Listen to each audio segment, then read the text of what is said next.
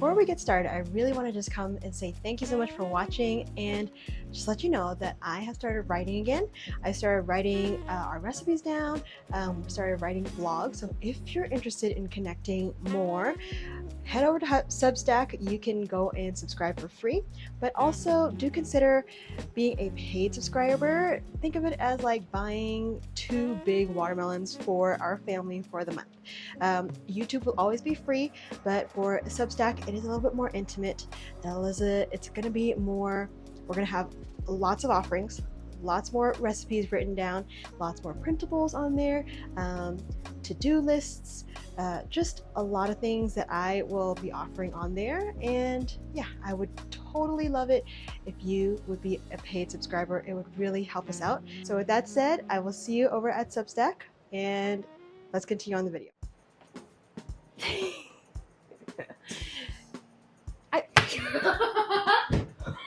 Yeah, Isaac.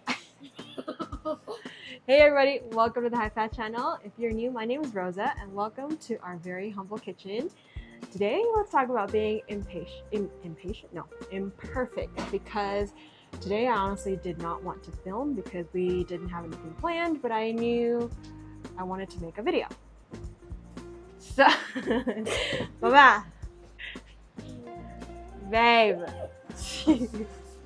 So I already started the day making a bunch of stuff, but we're just gonna start in the middle of our chaos because I'm like, yeah, we're gonna, oh, look, what does that sound? What is that? Is that a smoke detector? So from here, we're just gonna go right into it. So here it is. My not so perfect kitchen. As you can see, counters full, clutter everywhere, and honestly, that's exactly what today's video is about. Now, like I said, I already got started cooking, so I made some tortillas here. We have some matcha green tea pancake that I made for the kids. I didn't film this part because I really didn't want to film, but you know, I decided to just press record anyway today. Now, I did write a new Substack post on this. If you haven't already, please check out my Substack, Echoes of Chaos, because that is exactly what it is. It is the echoes of chaos in this home, and I love it, and we are truly blessed in it. Alrighty, everybody, grab some coffee. Let's get ready for this video because this kitchen is not perfect, and neither am I. I mean, look at this mug. It is broken, but you know, that's how it goes here. Now, if you're like me, and pretty much the whole world, we watch a lot of YouTube videos. I personally watch a lot of cooking videos, and in those videos, I see perfect everything. Perfect countertops, shiny new appliances, kitchens that look straight out of a magazine. It is truly dreamy spaces that make you sigh and think, you know, maybe one day. And yes, of course, it is gorgeous and beautiful, but sometimes it just feels like I don't belong. And I just can't fully connect because real life doesn't always look like an Instagram ad. You know what my real life looks like? It looks like this. I am cooking while the kiddo is here with his schoolwork. I have kids coming in all the time to come talk to me.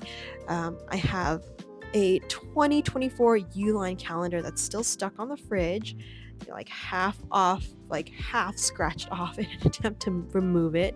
If you go to my Substack, you'll see a picture as evidence. I've got dishes stacked high because cooking just took all of my mental and physical energy.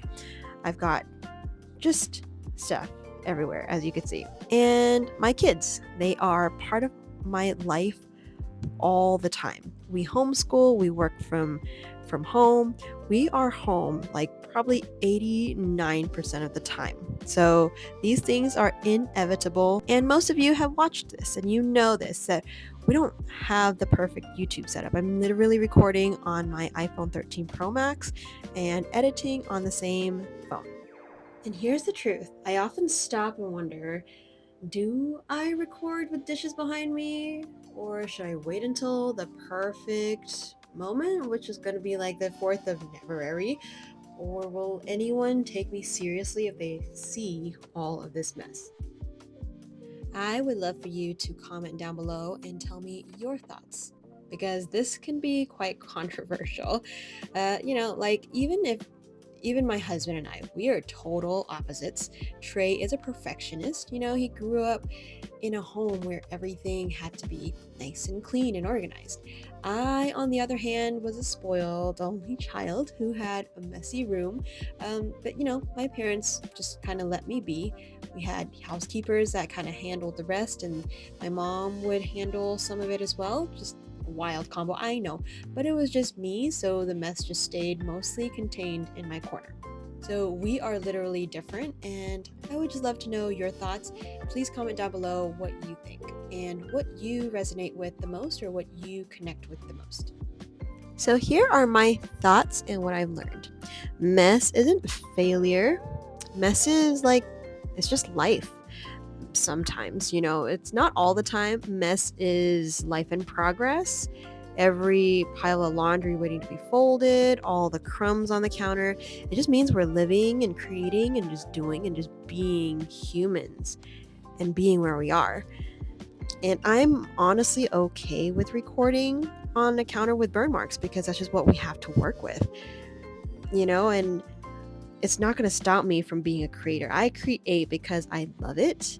I create because it's my outlet for creating and showing up with I just want to share the food, and the food and the connection are really the main story that I want to share with everybody. But do I want to improve on my home and have nicer counters? Absolutely. Don't get me wrong. It's not like I don't want to, but what we've got to work with is what we've got to work with. And I am going to continue to show you my recipes and show you what we cook to inspire you and to motivate you whenever I can. Even when things are not perfect. You're going to see that sometimes our counters are going to be covered in cans of beans, sometimes leftovers in Tupperware, messy, dirty stoves after cooking. And honestly, as someone who worked in restaurants, even grade A kitchens aren't spotless all the time because they're literally being used all the time. And we're always in the kitchen cooking all the time as well. So, in my opinion, don't be too hard on yourself because it's never going to be perfect if you are living in your house all the time. Just don't be hard on yourself. If the dishes aren't done right away, it just means you fed your family, and that's what matters. If the counters looked a little cluttered because, life just happened and you happened to buy 1,000 things from Hobby Lobby on clearance, then that's what it is. Counters are there for creating, for feeding, and for gathering. It's not meant to look picture perfect all the time. I mean, that's just my opinion. But I know that a lot of you are not going to agree, but that is okay. Our counters aren't cluttered all the time, but if life happens, just let it happen. The stove, it doesn't have to be spotless every time. It just means it's doing its job. Cooking is messy, and the mess is proof of you feeding everybody. I mean, if you have kids and you're teaching the kids to cook, it's gonna get a little bit messy sometimes. I would not discourage you from cooking with the kids or teaching the kids to cook, even if messes are going to happen, because they are going to happen. It's inevitable. You will have some spills here and there, flour flying all over the place if you have kids helping you. It's just what's going to happen. But you clean it up later. I would encourage you to make more memories instead of always making sure your home is picture perfect. Make those memories, create those memories, have those gatherings. Enjoy yourself with the kids.